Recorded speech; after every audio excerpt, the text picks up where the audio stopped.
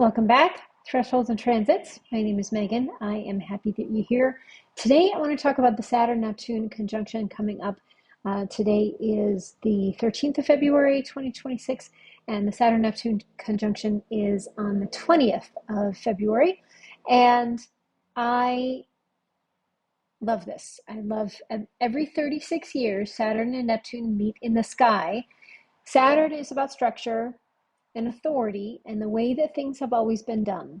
Neptune is about dissolution and what we may not know or not see, that things may not be as they appear. The permanent tide that comes in and reveals that the thing you assumed was permanent was actually built, and what was built can come apart. So when these two planets conjoin, the structures that society treated as immovable are revealed to be constructions. And what seemed inevitable turns out to have been a choice. So before I get started, my name is Megan. You can find my website, meganriley.eu. I'm super glad that you're here. I'm here 4 days a week, and I have many, many years of intuition, teaching intuition, and somatics and all of that world. And I just now am formally going through a training in astrology and am really loving it. So while I'm going through the formal training, I am offering donation-based readings because I want to read as many charts as I possibly can and get as much information as I can. So I don't feel comfortable charging for those. You're welcome to send me some money if you want, but really I am just looking to connect with people and get the experience. So you can find that on the Astrology tab on my website, meganriley.eu. You're also welcome to do the other things, take the assessment, look at the retreats, look at your process, look at the what threshold you may be going through. You're also welcome to do all of those things, but you don't have to do that. Anyone can go on the Astrology tab.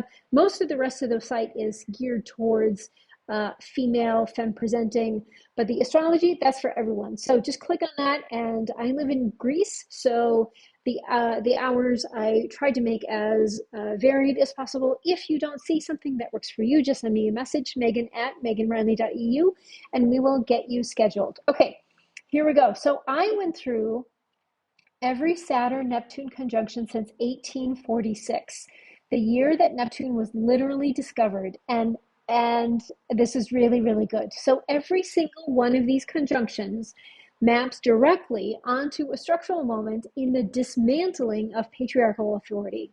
So historically, with names, dates, legislation, and public works. And the one happening in a week, February 26th, lands at 0 degrees Aries. So the exact degree where the patriarchal reframe of the zodiac is anchored. The last time the Saturn and Neptune met at this degree was roughly 7000 BCE, the birth of agriculture and settled civilization. The system is interrogating its own origin story. So let me show you. Before we go through the history, I want to make sure that we're on the same page about what Saturn and Neptune actually represent, because this runs deeper than just symbolism. Saturn is the planet of structure, tradition, authority, and the established order. Saturn says, this is how it is done. These are the rules. This is what is real. Saturn builds walls, institutions, hierarchies. Saturn represents the father, the law, the way that things have been. I see Saturn as my college English professor, Sister Marjorie, who, while she loved me and she saw potential, she was really tough. Neptune is the opposite impulse. Neptune dissolves. Neptune is the ocean that erodes the cliff face. It's transcendence, it's idealism, it's escapism, and the slow erosion of what was assumed to be solid ground. Neptune doesn't fight structure. Neptune reveals that the structure was never as solid as it claimed to be. So when these two meet, roughly every 36 years, you get this very specific phenomenon. The things that a society has treated as permanent, natural, God-given, are suddenly exposed as constructed, as choices that were made by specific people at specific times for specific reasons. And here's the pattern that I want you to hold as we walk through this whole story. And also look at the filter of everything that's happening right now in February 2026. Every time Saturn meets Neptune, the patriarchy cracks. It's never all together. It's never all at once. It's never completely. But structurally, on the record, something snaps. So let's start at the moment that we discovered Neptune. We discovered Neptune September 23rd, 1846. Neptune is discovered, the planet of dissolution, of the invisible, of what lies beyond the known, and itself made visible during its own conjunction with Saturn.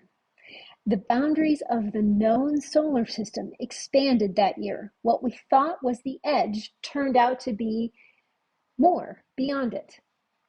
And that was the energy of the whole period. Either anesthesia was publicly demonstrated for the first time in Massachusetts that year. For the entire history of human civilization up to that point, pain during surgery was just a fact. That's just how it is. You endured it. It was the price of having a body. But then in 1846, someone said, what if we could dissolve the boundary between consciousness and pain? That's Saturn Neptune. The thing that we assumed was permanent turns out to be something that we can change. Now here's where the patriarchy angle comes in, and it's really precise. I have other videos on this. You can look. In 1846, 6 property-owning women petitioned the New York State Constitutional Convention demanding, and I'm quoting here, equal and civil and political rights enjoyed by white men. They were denied. But the petition itself was unprecedented. That same year, Samuel May, a Unitarian minister and abolitionist, published what was first the widely circulated women's rights tract. The Liberty League petitioned Congress to enfranchise women. Most people know about Seneca Falls in 1848. That's usually where the story starts, but the Saturn-Neptune conjunction in 1846 is the first structural precondition, the moment when the demand was first formalized within the existing power structures. Women walked into the room where the rules were being written and said, these apply to us too. That's Saturn Neptune in Aquarius. Aquarius is the sign of collective systems, of who belongs, of the social contract. And in 1846, women served notice that the social contract had been written without their consent. 36 years later, Saturn meets Neptune in Taurus. The world is deep in the aftermath of the Industrial Revolution. Working class consciousness is rising. The body, labor, the material world, all Taurus themes are being fundamentally reimagined. Who owns the work? Who profits from the body's labor? Spiritual movements like theosophy and early new thought are surging as the counter response to the grinding materialism of industrial capitalism. Pasteur is establishing the germ theory. Even the invisible world of disease is being made visible and structural. And in 1882, the U.S. Senate forms a select committee on women's suffrage. Read the mandate to consider all petitions, bills, and resolves asking for the extension to suffrage to women or the removal of their legal disabilities. In 1846, women petitioned and were denied. In 1882, federal government created a formal institutional mechanism to address the question. The structure itself made room, not because it wanted to, but because the pressure had become structural. At the same time, Elizabeth Cady Stanton, Susan B. Anthony, and Matilda Jocelyn Gage were publishing the first volumes of The History of Women's Suffrage. This is an act of counter-archiving. They were documenting women's political agency against erasure, because one of the ways patriarchal systems maintain themselves is by simply not recording what women did. If it's not in the archive, it didn't happen. So these women said, we will build our own archive. Taurus is the sign of what's solid, material, lasting. Saturn, Neptune, and Taurus dissolve the assumption that only men's political history was worth recording and build something tangible in its place. Now we get to 1917, and the energy shifts. Saturn, Neptune, and Leo. Leo is the sign of the sun, the king, divine authority, sovereignty. And in 1917, sovereignty itself is under siege. The Russian Revolution topples the dynasty, an entire system of divinely ordained authority, centuries old, backed by church and state, dismantled. World War I is grinding on, revealing that the kings and emperors and fathers of natures have led the entire generation into industrialized slaughter. The Spanish flu begins. The body and politic and the literal body are both failing under the weight of systems that were supposed to protect them. In Washington, D.C., members of the National Woman's Party are picketing the White House. And this is entirely different. We've left behind the petition politics. Alice Paul and 96 other suffragists were arrested for obstructing traffic. They went on hunger strikes, and then they were force-fed. Women using their bodies, their refusal to eat, their physical suffering as instruments of political pressure. The state responding by forcing tubes down their throats, their body as battleground, the body as argument. The same year, New York grants women the vote. North Dakota, Ohio, Indiana, Rhode Island, Nebraska, Michigan, Arkansas follow.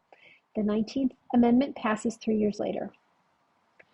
The conjunction in Leo is doing something very specific to the patriarchy argument. Leo is the sun sign, the divine right of kings. And in 1917, two forms of divine right collapsed simultaneously.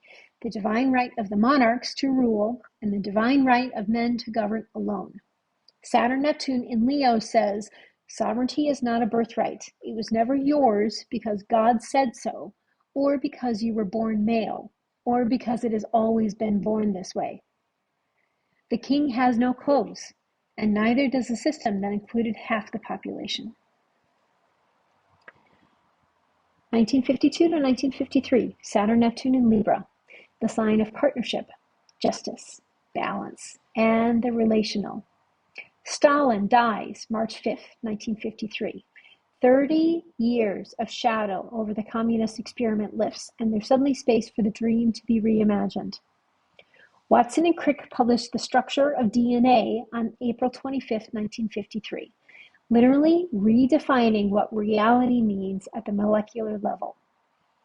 What you are is code. What you are can be read, rewritten, and understood. And in that same window, two publications land that blow the conversation about women wide open. The Second Sex is published in English in 1953. This is the book that gave us the line, one is not born, but becomes a woman. That sentence is the foundational articulation of gender as social construct rather than biological destiny. In 1953, you are not your body's fate. You are what was made of you, and you can be made differently. That same year, the Kinsey Report on Sexual Behavior in the Human Female is published, based on interviews with 8,000 women. For the first time, women's actual sexual experiences, not what men assumed about them, not what the church prescribed, not what the medical establishment theorized, were documented and made public. Together, they dissolved the assumption that women's nature was fixed, knowing from the outside, determined by biology. The Second Sex's existentialist framework, existence precedes essence. It's the philosophical version of what Neptune does to Saturn. The structure comes first, but the structure is not the truth. The truth is what you do with it. So here's the astrological layer I want you to catch. Libra is the sign of the other, the mirror, the relational. Saturn Neptune in Libra reveals that the way you have defined the other is a construct. The way you have understood the relationship between men and women, between self and other, between subject and object is built, and it's dissolvable. And Jacqueline Cochran broke the sound barrier, the first woman to fly faster than sound. So even the physical limits of what women's bodies could do were being shattered. Next, Capricorn, 1989. Saturn and Neptune in Capricorn, Saturn's own sign. This is the big one. because Capricorn is the sign of the institution, the system, the load-bearing wall. And in 1989, every load-bearing wall in politics comes down. The Berlin Wall falls on November 9th. Tiananmen Square protests are crushed in June. The entire Cold War binary and the organizing structure of global politics for 40 years dissolves. The AIDS crisis is at its peak, forcing the world to confront whose bodies matter, whose deaths count as political, and whose suffering the system should see. In a law journal at the University of Chicago, a legal scholar named Kimberly Crenshaw publishes a paper called Demarginalizing the Intersection of Race and Sex. She coins the term intersectionality. This was a legal argument. Crenshaw showed that existing anti-discrimination law could not protect Black women because the law treated race and gender as separate categories. If you were discriminated against as a Black woman, not as a Black person, not as a woman, but as a Black woman, the system literally had no framework to see you. The categories it used to define justice were themselves the problem. The timing in Capricorn was everything. Crenshaw was working within the most Saturnian institutions that exist, the law, the academy, and showing that their foundational categories were insufficient. She turned the system's own logic back on itself. Saturn Neptune in Saturn's own sign produced a reckoning from within. Audre Lorde had said it years earlier, the master's tools will never dismantle the master's house. What Crenshaw did was even more precise. She used the master's tools to show on the master's own terms that the house had rooms it couldn't see. A year later, still within the conjunction's orbs, Judith Butler publishes Gender Trouble, arguing that gender itself is performative. Something you do over and over until it looks like something you are. Third wave feminism is born. Queer theory emerges as a discipline. The entire framework for understanding identity, gender, and power is being rebuilt from the ground up. 2026, 0 degrees of Aries. So here we are, February 20th, 2026. Saturn conjunct Neptune at 0 degrees of Aries. So this is why this is different. Every conjunction that we have looked at has dissolved a specific structure. Suffrage exclusion, archival erasure, authority, biological determinism, legal categories. Each one cracked something, but they all operated within the system. They challenged pieces of the framework. 0 degrees of Aries is the framework. This is why. In the Thema Mundi, the teaching chart of Hellenistic astrology, the foundational model, Cancer is the ascendant, not Aries. Cancer is the starting sign. It's the moon sign. It's the sign of the mother, the womb, the home, the body, the origin. The zodiac, in its oldest teaching form, begins with the feminine, lunar, nurturing. The shift to Aries as the starting point was a later development. It came with the adoption of the vernal equinox at the 0 point, a move that centered the solar, masculine. Mars replaced Moon as the starting gate. The warrior replaced the mother. And every astrology chart cast since has carried that reframe in its bones. 0 degrees Aries is where that choice to change is encoded. And now Saturn Neptune is meeting right there. So Saturn is the established structure. Neptune is its dissolution, at the exact degree where the patriarchal reframe of the zodiac is anchored. We are past the stage of dissolving one more law, one more institution, something inside the framework, one more cultural assumption. The conjunction at this degree looks at the starting point itself, the 0 point, the origin story. And here's the layer that brings it back. If you restore the Thema Mundi framework, if you put Cancer back on the ascendant, then 0 degrees Aries falls in the 10th house, the house of public authority, career, legacy, how you are seen by the world, the place where authority is either earned or exposed. Saturn in the 10th house is the old guard, the established authority. what has been in place for a long time. Neptune in the 10th house is that authority that's dissolving, the fog clearing, the illusion of permanent, unchallengeable leadership evaporating. Together, at this degree, in the house of public visibility, something sparks. It's what the beginning that looks a lot less like war and more like a reckoning, a new standard for what counts as legitimate authority. The old authority is dissolving. What replaces it is not yet formed yet, but the dissolution itself is the event. And there's a personal dimension to this that I don't want to leave out, because structural change without personal practice is just theory. Audre Lorde wrote an essay in 1978 called Uses of the Erotic as Power.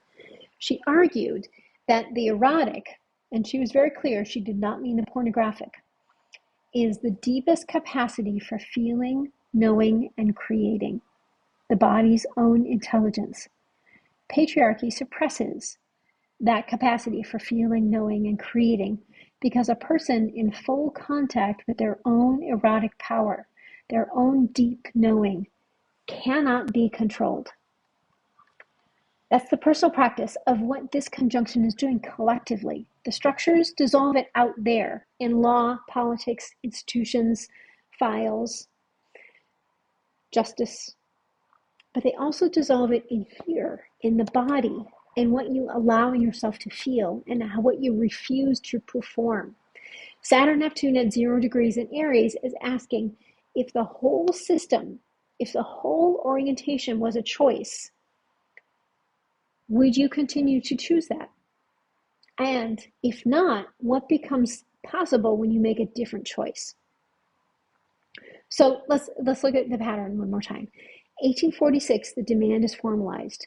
1882, the institution makes room. 1917, the body becomes the argument. 1953, the construction is named. 1989, the categories are exposed. 2026, the origin point is examined.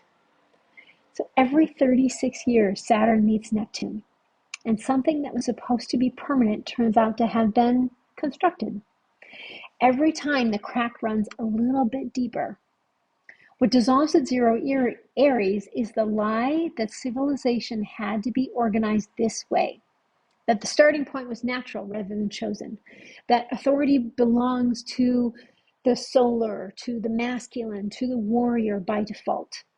The conjunction doesn't tell us what comes next. That's Neptune to dissolve and appeal. The old structure dissolves, the new one hasn't yet arrived. We're in the liminal space, the threshold. But just remember, every single time this transit has occurred, the people who said this is just how it is were wrong. And the people who said it doesn't have to be this way changed something. So collectively, go break something. But then personally, what is something that you have seen that it just is this way? What part of your life has just been, there's nothing you can do about it? And what if it could be just a construction? If it could be just a construction and it could be just a choice, then what else could you choose?